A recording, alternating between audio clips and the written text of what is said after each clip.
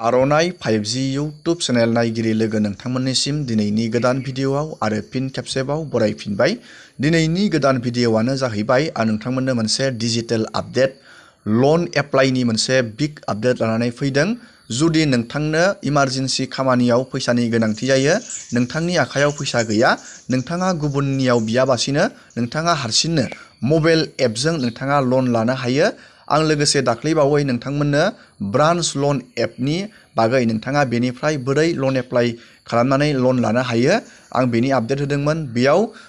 आं बेयाव मोनसे लिंक होदोंमोन। बे लिंकजों 300निबो बांसिन मानसिफोरा दासिम लन मोनबाय। जुदि नोंथाङा बेयाव दासिमबो ब्रान्च एपआव लन मोनाखै, अब्ला नोंथाङा नैबे पे रुबिक होननाय मोनसे एप, बे एपजों नोंथाङा इजियावनो लन मोननो हायो। आङो बेनि लिंकखौ भिडिअनि डिसक्रिपसनाव होनानै दोनदों। नोंथाङा लिंकनि थ्रुयै थांबा इजियावनो लनखौ मोननो हागोन। लोगोसे नोंथाङा लनखौ इमारजेन्सि नोंथांनि खामानि नोंथाङा बबावबा बाहायनो गोनां इमारजेन्सियावसो नोंथाङा लनखौ लाबानो जाबाय। मानो होनब्ला बिनि नैबेयाव नोंथांमोना नुनो मोनदों टार्म्सआ जोबोद खम जायो। नोंथाङा बेखौ 14 डेजनि थाखायल' नैबेयाव होदों आंनो नैबे 1300 बिखिनिखौ। जुदि आं बेखौ टाइमाव सुख'योब्लाथाय नैबे 12,000 आं बेखौ मोनगोन नैबे 241 डेजनि थाखाय। आरो जुदि बेखौबो टाइमाव सुख'योबाथाय नैबे 15,000खौ मोनगोन 241 डेजनि थाखाय। बेफोरबायदि बेयाव लिमिटखौ बारायलांबाय थायो। बे एप्सखौ नोंथांमोना इजियावनो बाहायनो हागोन। बेयाव जेबो गिनांगौ खोथा गैया। बेयो RBIनि रेजिस्टार गोनां आरो लोगोसे बे एप्सआ आसामनिनो। नोंथाङा नैबेयाव नुनो मोनगोन। नैबे एकाउन्टाव थुनानै बेनि डिटेल्सखौ नायनोबाथाय नोंथाङा नैबे एबाउटआव क्लिक खालामबानो बेयाव नोंथाङा गासैबो डाटाखौ नायनो हागोन। नैबेयाव नोंथांमोना नुनो मोनखादों नैबे आमिनगाव, नैबे गुवाहाटी कामरुप आसाम 781031 नैबेयाव नुनो मोनदों। बे एप्सआ आसामनिनो। जुदि नोंथाङा इन्टारेस्टेडबा बेयाव इजियावनो लनखौ एप्लाइ खालामनानै नोंथाङा लानो हागोन। जुदि नोंथांनो अबथिरा इमारजेन्सि खामानियाव नांगौबासो नोंथाङा लनखौ लानानै बाहायबानो जाबाय आरो टाइमाव सुख'बानो जाबाय। दानिया जोङो नायदिनि बे लनखौ जोङो बोरै एप्लाइ खालामनो। दानिया नोंथाङा लिंकआव थुनानै लनखौ इजियावनो नोंथाङा नैबे प्ले स्ट'राव फैनानै डाउनलड खालामनो हागोन। नैबे पे रुबिक इन्स्टेन्ट पार्सनेल लनखौ। लोगोसे नोंथाङा हारसिङैबो गुगोल प्ले स्ट'राव फैनानै नोंथाङा बेखौ इनस्टल खालामनानै लाबानो जाबाय। आं अलरेडि बेखौ इनस्टल बानायबाय। दानिया आं बेखौ अपेन बानायनानै नोंथांमोननो एप्लाइ खालामनानै देखायगोन A to Z। नोंथाङा भिडिअखौ नायलांबाय थाबानो जाबाय। दानिया आङो बे एप्सखौ अपेन बानायबाय। एप्सआ बेबायदि गेवगोन नोंथांमोना नुनो मोनदों। गिबियावनो नोंथांनो बेयाव लनखौ प्रभाइड खालामगोन 1000निफ्राय लानानै नोंथांनो बेयाव 20,000लागै नोंथांनो बेयाव लनखौ होगोन। नोंथाङा बेनिफ्राय इजियावनो लनखौ लानो हागोन। बेयाव मोनथाम स्टेपाव नोंथांनो लनखौ होयो। गिबियावनो नोंथाङा बेयाव स्टेप 1आव नोंथाङा फुल नोंथांनि डिटेल्सखौ होनांगोन। लोगोसे नोंथांनि आधार कार्ड, पान कार्डनि गोनांथि जागोन, मबाइल नाम्बारनि गोनांथि जागोन। लोगोसे नोंथांनो बेयाव लगे 1 मिनिटनि गेजेरावनो लनखौ प्रभाइड खालामनानै होगोन। दानिया नोंथाङा बे एप्सखौ डाउनलड खालामनानै अपेन खालामबा बेबायदि गेवगोन। दानिया नोंथाङा नैबे गेट माइ लनाव क्लिक खालामनानै होनांगोन बेबायदि। दानिया आङो बे गेट माइ लनाव क्लिक खालामबाय। दानिया नोंथाङा नैबे एप्लाइ नावआव क्लिक खालामनांगोन। नैबे एप्लाइ नावआव नैबेयाव मबाइल नाम्बारखौ होनांगोन नोंथांनि। नोंथाङा बेयाव गावबा गावनि मबाइल नाम्बारखौ नैबे बक्सआव बहायना होबानो जाबाय। आं दानिया बेयाव मबाइल नाम्बारखौ बहायना होनोसै।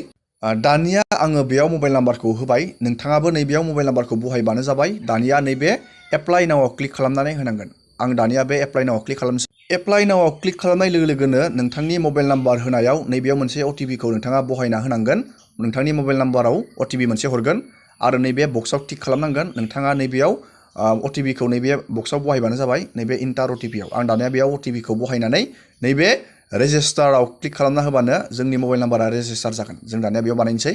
दानिया OTPखौ बहायनाय लोगोनो बेबायदि खिथिगोन। नैबेयाव एग्रियाव नोंथाङा क्लिक खालामनानै होनांगोन बेबायदि। आङो बेयाव एग्रियाव क्लिक खालामनानै नोंथाङा नैबेयाव नोंथांनि पासवर्डखौ सेट खालामनांगोन। नैबेयाव नोंथाङा मा पासवर्ड दोनो नैबेयाव लिरबानो जाबाय बेफोरबायदि। आं दा बेयाव पासवर्डखौ क्रियेट खालामनानै बेयाव लगइन खालामनानै एप्सआव हाबनानै लनखौ एप्लाइ खालामनाय नोंथांमोननो देखायनोसै। दानिया नोंथाङा बेयाव निजा नोंथांनि पार्सनेल पासवर्डखौ क्रियेट खालामनानै लाबानो जाबाय। नैबेयाव टाइप खालामबानो जाबाय आरो नैबेयाव साबमिटआव होबानो जाबाय। दानिया पासवर्डखौ होनाय लोगोनो नैबेयाव डकुमेन्ट रिक्वायार्ड। नोंथांनो डकुमेन्टआ नैबेयाव आधार कार्डनि गोनांथि जागोन, पान कार्डनि गोनांथि जागोन आरो बेंक एकाउन्टनि गोनांथि जागोन। नैबेयाव नोंथाङा नुनो मोनदों। दानिया नोंथाङा नैबे स्टाराव क्लिक खालामना होबानो जाबाय बेबायदि। दानिया स्टाराव क्लिक खालामनानै नोंथांनि बेयाव Aadhaar card, please upload Aadhaar card नैबेयाव नोंथांनि पिक्सारखौ होनांगोन आधार कार्डनि। प्लिज आपल'ड आधार कार्ड पिक्सार नैबेयाव नोंथांनि आधार कार्डनि फार्स्ट नोंथांनि आधार कार्डनि फ्रन्ट साइडखौ होनांगोन नैबेयाव आरो बेक साइडखौ होनांगोन नोंथाङा बेयाव होबानो जाबाय गिबियावनो आङो बेयाव नैबेयाव क्लिक खालामनानै नोंथांनि गेलारिनिफ्राय डाइरेक्ट नोंथाङा आधार कार्डखौ लानो हागोन बा नोंथाङा डाइरेक्ट फट'खौ साफायनोबो हागोन नैबे केमेरायाव थुनानै दानिया आं बेयाव आधार कार्डनि फट'खौ आपल'ड खालामनोसै नैबेयाव क्लिक खालामनाय लोगो लोगोनो नोंथाङा नैबेयाव नुदों डाइरेक्ट केमेराजों साफायनो हागोन आरो नोंथाङा फट'खौ साफायखानानै नैबे चइस फट'आव थांनानै नोंथाङा बेयाव गेलारिनिफ्राय लानो हागोन दानिया आङो आधार कार्डखौ बेयाव मोनसे आपल'ड खालामबाय नैबेयाव नुनो मोनदों साक्सेस खिथिबाय आरो दानिया बेक साइडखौबो नोंथांमोना बेयाव आपल'ड खालामनो हागोन बेबायदिनो आं दानिया बे बेक साइडआवबो बेबायदि थुबाय आङो बेखौ डाइरेक्ट गेलारिनिफ्राय लादों नैबे चइस फट'आव थुनानै आङो बेखौ लाबोनोसै दानिया जोंनिया आधार कार्ड आपल'ड खालामनाया जोब्बाय दानिया जोंनिया फ्रन्ट साइड पान कार्डनि बेयाव पान कार्डनि फ्रन्ट साइडनि फट'खौबो नांगोन नोंथाङा बेखौबो दहाय जेखिनि आधार कार्डखौ फट'खौ लाबबाय बेबायदिनो नोंथाङा बेयाव आपल'ड खालामनांगोन नैबे स्टाराव नैबेयाव क्लिक खालामना होनांगोन जों बेयाव स्टाराव क्लिक खालामबाय दानिया जों बेयाव नैबे आरो स्टाराव खेबसे क्लिक खालामफिननांगोन बेबायदि दानिया नोंथाङा नैबेयाव नुदों पान कार्ड नोंथाङा नैबे पान कार्डआव क्लिक खालामनांगोन बेबायदि आरो नोंथाङा बेखौ डाइरेक्ट साफायनोबो हागोन केमेराजों बा नोंथाङा नैबे गेलारिनिफ्राय डाइरेक्ट लाबोनोबो हागोन दानिया आं बेयाव नैबे चइस फाइलाव थुनानै बेखौ गेलारिनिफ्राय लाबोनानै नैबेयाव आपल'ड खालामना होदिनि पान कार्डखौबो दानिया नोंथाङा बेयाव पान कार्डखौ आपल'ड खालामनाय लोगो लोगोनो अट'मेटिक पान कार्डनि नाम्बार नोंथांनि नाम फादार नाम डेट अफ बार्थ आरो नोंथाङा नैबेयाव मेल फिमेल बेखौ सिलेक्ट खालामनो नांगोन आरो नैबे नेक्स्टआव नोंथाङा क्लिक खालामना होनांगोन जोङो दानिया नेक्स्टआव क्लिक खालामनानै नेक्स्ट प्रसेसखौ जोङो दानिया नायदिनि आं नैबेखौ ब्लार खालामना दोनदों सिकिउरिटिनि थाखाय नोंथाङा बेबायदि बेयाव गासैबो डाटाया श' जागोन जुदि पान कार्डखौ नोंथाङा आपल'ड खालामनानै होयो बेयाव अट'मेटिक डाटाया फैगोन दानिया जोङो नेक्स्टआव थांनानै नायदिनि नेक्स्ट प्रसेसखौ दानिया बेयाव नोंथांनि इनकामनि इनफरमेसन सोंदों नोंथाङा नैबेयाव क्लिक खालामनांगोन आरो नैबेयाव नोंथांनि जब टाइप नोंथाङा दा मा मावबाय दं नैबेयाव बहायबानो जाबाय जुदि सेल्फ इमप्लयमेन्ट लेबार नोंथाङा जुदि खामानि मावोबा नैबेयाव होबानो जाबाय आरो नोंथांनिया पार्ट टाइम जब मावोबा नैबेयाव होबानो जाबाय आरो बिजनेस मावोबा नैबे सेल्फ इमप्लयमेन्टआव होबानो जाबाय आरो स्टुडेन्ट बा नैबे स्टुडेन्टआव होबानो जाबाय आरो गभर्नमेन्ट इमप्लयार बा नैबेयाव होबानो जाबाय आरो जुदि नोंथाङा जेबो मावा साख्रि मावा होनबा नोंथाङा नैबे डोन्ट हेभ ए जब बेयाव क्लिक खालामबानो जाबाय दानिया आं नैबे सेल्फ इमप्लयमेन्टआव क्लिक खालामना होबाय बेबायदि दानिया नोंथांनि बेयाव वर्क इन्डास्ट्रिखौ सोंदों नैबेयाव नोंथाङा माबे सेक्टराव खामानि मावो आं नैबे फुड सार्भिसाव बिदि क्लिक खालामना होबाय आरो नैबे दानिया नोंथाङा जेब्ला नोंथाङा नैबेयाव सेल्फ इमप्लयमेन्टखौ जुदि नोंथाङा जब टाइपआव होयोबा जुदि नोंथाङा बेयाव वर्क इन्डास्ट्रि नोंथाङा बेयाव फुड सार्भिसनि थाखाय होबाय नोंथाङा बे खामानियाव बबे पजिशनाव दं नोंथाङा बेयाव बेबायदि क्लिक खालामनो नांगोन बेयाव बेनि पजिशनाव दङ नोंथाङा बेयाव गावबागावनि नोंथाङा माबे पजिशनाव बे खामानिखौ मावबाय दं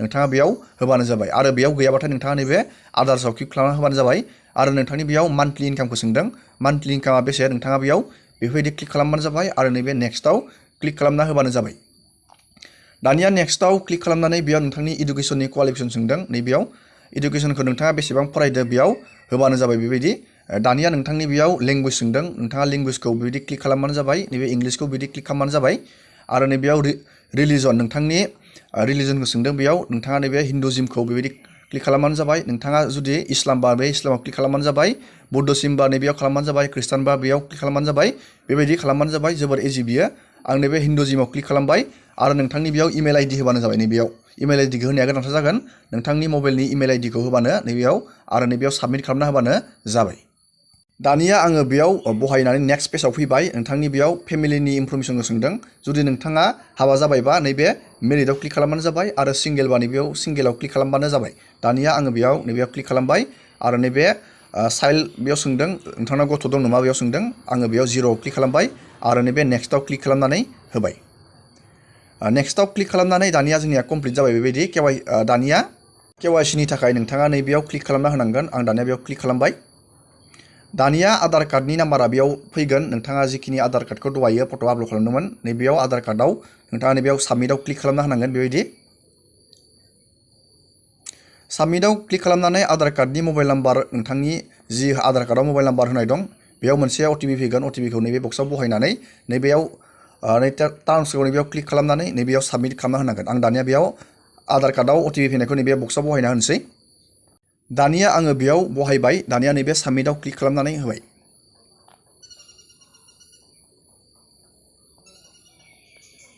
दानिया नोंथांनि बेयाव आधार कार्डनि डिटेल्सआ बेबायदि फैबावगोन नोंथाङा नैबे साबमिटआव क्लिक खालामना होबावबानो जाबाय दानिया नोंथांनि आधार कार्डआव बहायनाय एड्रेसा जुदि सेमानो नोंथाङा बेयाव एस खालामबानो जाबाय आरो सेम नङा आलादा एड्रेसाव नोंथाङा थायो अब्ला नो खालामबानो जाबाय आरो दानिया बेयाव एसआव खालामबाय बेबायदि आरो नैबे साबमिटआव क्लिक खालामना होबाय नोंथाङा बेयाव इमारजेन्सि कन्टेक्ट नाम्बारखौ नैबेयाव बहायनांगोन नोंथांनि रिलेशनशिप नोंथाङा बेयाव नोंथांनि फादार मादार नोंथांनि ब्रादार बेबायदि होजागोन आरो नैबेयाव नाम आरो नैबेयाव फन नाम्बार बेबायदि मोननै होबानो जाबाय आरो नैबेयाव साबमिटआव क्लिक खालामनानै होबानो जाबाय दानिया आङो इमारजेन्सि नाम्बारखौ बहायबाय दानिया नोंथांनि बेयाव IFSC क'डखौ होबानो जाबाय आरो नैबेयाव बेंक एकाउन्टखौ होबानो जाबाय आरो नैबेयाव खेबसे कनफार्म खालामबावबानो जाबाय नोंथांनि बेंकनि इनफरमेसनखौ नैबेयाव होबानो जाबाय दानिया आं बेयाव बेंकनि इनफरमेसनखौ होनानै नैबेयाव साबमिट खालामना होदोनि दानिया जोङो बेयाव बेंक एकाउन्टखौ एड खालामनानै होनाय लोगोनो जोंनिया बेयाव ल'ना बेबायदि एप्रुभ जाबाय बेयाव नैबेयाव 1300 बेबायदिनि ल'ना बेयाव एप्रुभ जादों 14 डेजनि थाखाय नोंथाङा बेयाव नुनो मोनदों जुदि नोंथाङा बे ल'नखौ लानो गोसो अब्ला नोंथाङा नैबे साबमिटआव क्लिक खालामना होनाय लोगोनो नोंथाङा बे ल'नखौ दा लानो हासिगोन नैबेयाव साबमिटआव क्लिक खालामबावनांगोन नोंथाङा बेयाव ल'ननि गासैबो डिटेल्सखौ नुदों बेयाव इन्टारेस्ट रेटआ गोबां गोलैयो जुदि नोंथांनो इमारजेन्सि खामानियाव फैसाखौ नांगौ अब्लासो नोंथाङा लाबानो जाबाय नैबे 14 डेजनि थाखाय नोंथाङा बेखौ मोनगोन आरो नोंथाङा बेखौ सुख'बाथाय ल'ननि लिमिटआ बारायलांबाय थायो दानिया नोंथाङा बे साबमिटआव क्लिक खालामनानै नोंनि मोखांनि डाइरेक्ट मोनसे फट' लागोन बेयाव आरो लगे लगे नोंथांनि बेंक एकाउन्टआव फैसाया हाबगोन दिनैनि भिडिअखौ आं बेखिनियावनो फोजोबबाय नोंथांमोना भिडिअखौ नायनानै मोजां मोनदोंबा लाइक खालामबानो जाबाय चेनेलाव गोदानबा चेनेलखौ साबस्क्राइब खालामबानो जाबाय एसेनोसै दिनैनि भिडिअ